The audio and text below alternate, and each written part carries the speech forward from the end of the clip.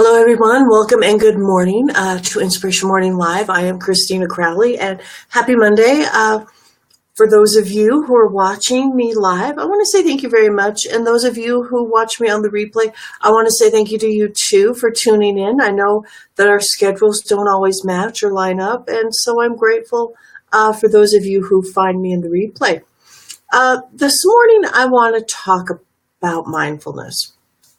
Now, mindfulness has been mainstream since probably like the 70s. And Jon Kabat-Zinn was one of the main creators or people who brought mindfulness, the word term, to the forefront of Western thought. Hello and good morning. For those of you who are watching, I see that we have someone. So mindfulness was brought to the forefront by Jon Kabat-Zinn, and he created the training around it at the University of Massachusetts, and they have a whole center for mindfulness there. And so it's not something that's woo-woo. It's been around for quite some time. It's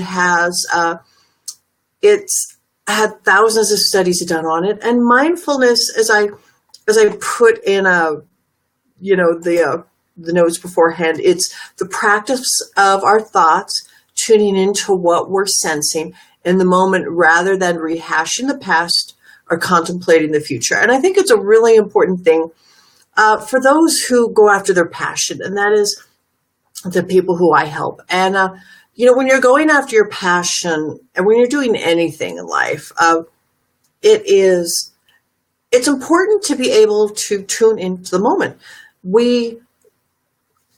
So many people say, yeah, we have to be, here in the moment because it is the present, as in the present that we're given, and that is true. There's so much sense into that. And there's many ways in Western thought that we talk about it rather than in the way of, it's Buddhist roots, mindfulness, the word, and the practice of it. Meditation, people think of meditation and you have to be doing it for, hours and hours of time, whereas no, you don't really have to. You can do a good meditation in as short as 3 minutes. There is, the literature behind that. There are people who, like Kelly Brogan, who is a doctor who, that is definitely one of her teachings, and that you can get a nice meditation done in 3 minutes. And I know Teresa, my sister, when she talks about her mini meditations, they're about 2 to 3 minutes. And that's where she stops them. And, she's an RN and she really is into stress reduction and teaching that. So that kind of brings you more into the moment. And I think that is a great type of way of thinking of mindfulness, bringing yourself into the moment and feeling what you're feeling, not rehashing what happened 10 minutes ago and not worrying about what's coming up in the future. It's just being in the moment and centering yourself. And as I said, you don't have to do meditation for long periods of time. You can if you like. And sometimes, that is a good thing, but it's something you kind of have to build into. I think mindfulness, in a way, is a muscle. It is something that brings you a quality of life. The more fit you get with mindfulness, the more easily you can bring yourself into the moment. You can experience the moment. In those moments of joy, you can experience them. And those moments where maybe there's sorrow or they're stressful times, you can experience them, but maybe be more helpful to those around you who are also experiencing them. You can be there more for the people who need you. Mindfulness, we do think of as for ourselves, but we're not always for ourselves, by ourselves. Doing something that is short, that brings us into the present moment, lets us be there better for others. It lets us be there better for ourselves.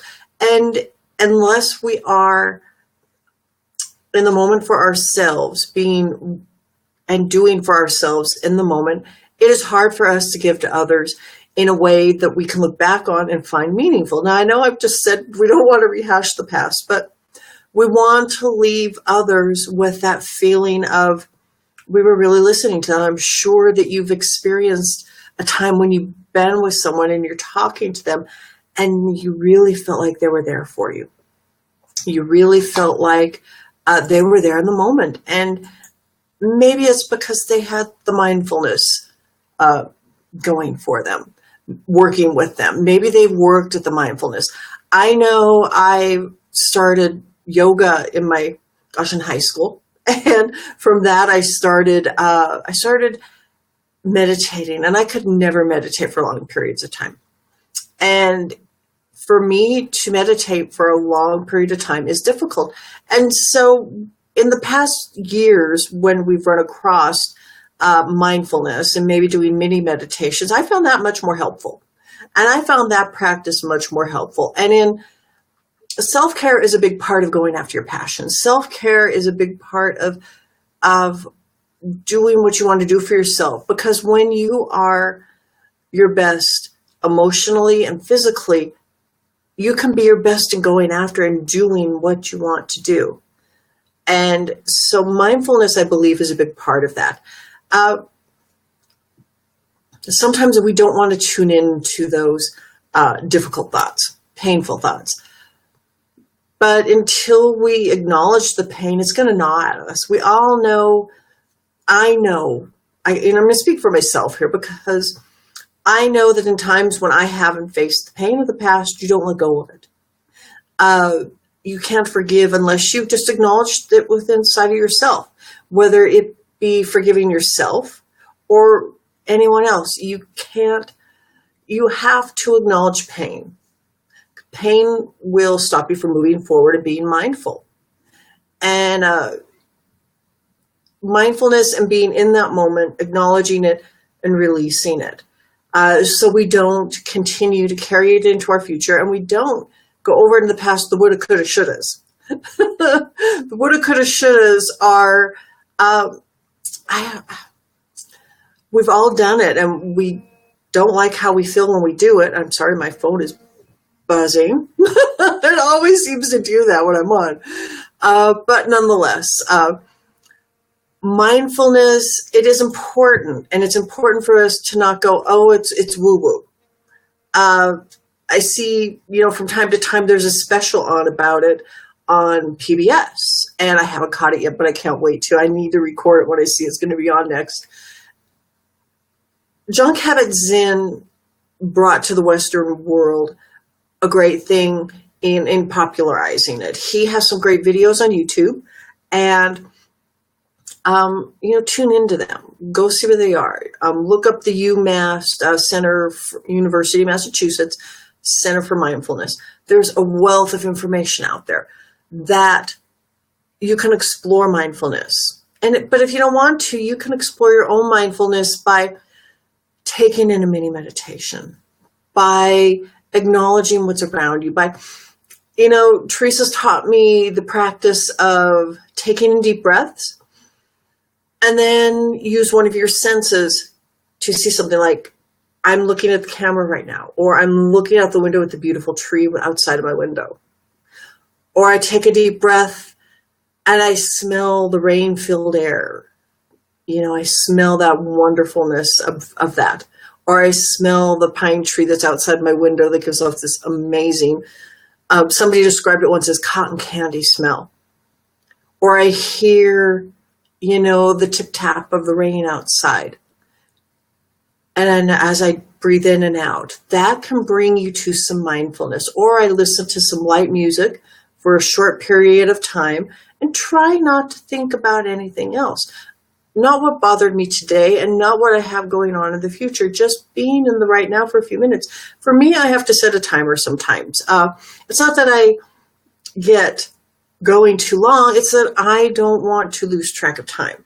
There is that irrational fear that I'm gonna lose track of time and meditate for too long and, get lost in my thoughts, which sometimes when I'm working really hard, I get really deep into my work and it's 2 hours later and I wake up so that's where that fear comes from. So I set a timer for 10 minutes for however long I'm going to take to sit and practice mindfulness, practice a mini meditation. And then it clears my head and gets me, so I can go back into that zone of working so that I can give to my clients in a way that they need. And then that is good for me. Alrighty. So mindfulness, I think it's something important. It's something worth worth really considering as you go about your day. Bringing back into yourself the present. Tune into what you're sensing. And, it's a muscle you build. It is a muscle you build. You start small. That's why I think many experts say start with 2 or 3 minutes and then build up to 20. We're not all Deepak Chopra who can meditate for 2 hours effortlessly. He's done it for a lifetime.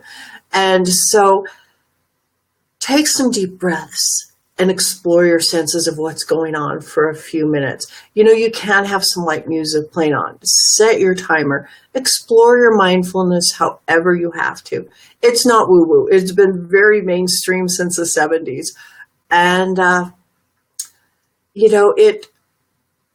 bringing yourself into the moment allows you to build. It allows you to build upon your life. It allows you some clarity. It allows you some restfulness.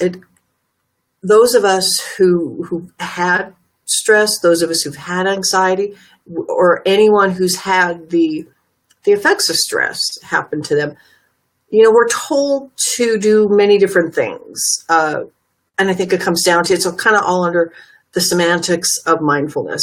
But it's important. It's important for us to move forward.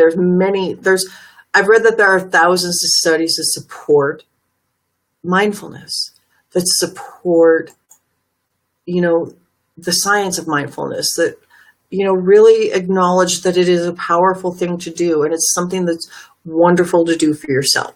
So as you go about your day, start a little bit of mindfulness, do a little bit of mindfulness, think about what you're doing in the present moment, and do it for you and build upon it. It's a muscle you will build. It will bring you much more joy in your life. Alrighty, everyone. So I was talking about mindfulness today. And please feel free to put your comments, anything you're thinking about into the comments on Facebook. I appreciate them very much so. And if you feel that this has been helpful or brings value to you, please give me some thumbs up. Give me some hearts. I really appreciate those. And if you like, please share this if you find that those may find some value in this too. I know mindfulness, it's a powerful thing. It's as powerful as it is, that it can be so simple. And on that, I'm going to end. And I want to thank you for joining me today on this Facebook Live.